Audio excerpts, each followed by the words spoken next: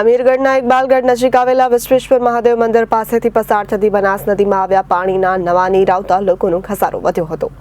ઘણા વર્ષો પહેલા પાળવો ફરતા ફરતા બનાસ નદી કિનારે આવેલ હતા। તે દરમિયાન શ્રાવણ માસ ચાલી રહ્યો હતો અને બનાસ નદીમાં પાણી નીરના ખડખડ ચાલી રહ્યા હતા। એ દરમિયાન પાંડવોએ શિવની પૂજા કરવા માટે બનાસ નદી કિનારે શિવલિંગની રચના કરી શ્રાવણ માસ દરમિયાન શિવની પૂજા અર્ચના કરી।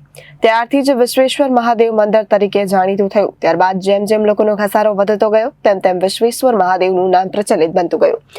ત્યારે દર વર્ષે શ્રાવણ માસ દરમિયાન બનાસ નદીમાં પાણીના નીર ચાલતા હોવાથી વિશ્વેશ્વર મહાદેવ મંદિર શોળે કળાએ ખીલી ઉઠે છે અને શ્રાવણ માસ દરમિયાન હજારોની સંખ્યામાં લોકોનું મહેરામણ ઉમટી પડે છે।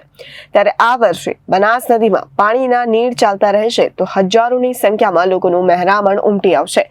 આજે દિવસ હોવાથી વિશ્વેશ્વર મહાદેવ મંદિર ખાતે લોકોનો ઘસારો જોવા મળ્યો અને આવતીકાલથી જ શ્રાવણ માસ શરૂ થતા ભાવિકોનો ઘસારો જોવા મળ્યો હતો। તેમજ ઉપરવાસમાં વધુ વરસાદ પડવાને કારણે બનાસ નદીમાં પાણીના નીરનો ઘરખમ વધારો જોવા મળ્યો હતો અને ઉપરવાસમાં વધુ વરસાદ પડે છે તો બનાસ નદી બંને કાંઠે વહેતી થશે તો ખેડૂતોમાં પણ ખુશીની લાગણી છવાશે। બોલે મહારુદ્ર ભગવાન કી જય। અત્યારે ભગવાન શિવનો પવિત્ર શ્રાવણ માસ આવી રહ્યો છે આવતીકાલથી।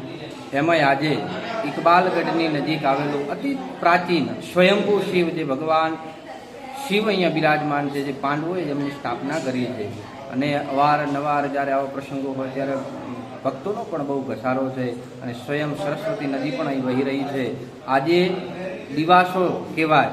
આમ તો ભગવાન શિવને અમાસ બહુ પ્રિય છે અને અમાસ આજે પાછું પુષ્ય નક્ષત્ર અને રવિવાર રવિ પુષ્ય મહાસિદ્ધિ યોગ છે અને આજે પણ પબ્લિક ભક્તોનો ખૂબ ઘસારો છે અને શાસ્ત્ર એમ કહે છે કે જ્યારે રવિ પુષ્ય અમૃત સિદ્ધિ મહાયોગ હોય એ દિવસે ભગવાન શિવની આરાધના દર્શન પૂજન કરવાથી અનેક ઘણા લાભો પ્રાપ્ત થતા હોય છે અને આવતીકાલથી 75 વર્ષ પછી આજે આ સમન્વય થઈ રહ્યો છે કે શ્રાવણ માસની અંદર 5 સોમવાર આવે છે। પ્રથમ સોમવારે ચાલુ થાય અને સોમવારે જ પૂર્ણ થાય। 5 સોમવારો આવો શ્રાવણ માસ આવે છે। શ્રાવણ માસની અંદર આવો આપણે બધાએ આ વિશ્વેશ્વર મહારુદ્ર ભગવાનની સાનિધ્યમાં આવી ભગવાનના દર્શન કરી અને ભગવાનના આશીર્વાદ લેવાનો લાભ લઈએ અને જોડે જ ભગવાનની કૃપાથી નદીનો પણ વહેણ ચાલુ છે તો એમાં પણ સ્નાન અને દર્શનનું બહુ મોટો વિધાન છે। તો આવો આપણે બધાએ સાથે મળી પવિત્ર શ્રાવણ માસની અંદર ભગવાન શિવની આરાધના દર્શન પૂજન કરીને આપણા જીવનને ધન્ય કરીએ। બોલીએ હર હર મહાદેવ, વિશ્વેશ્વર મહાદેવ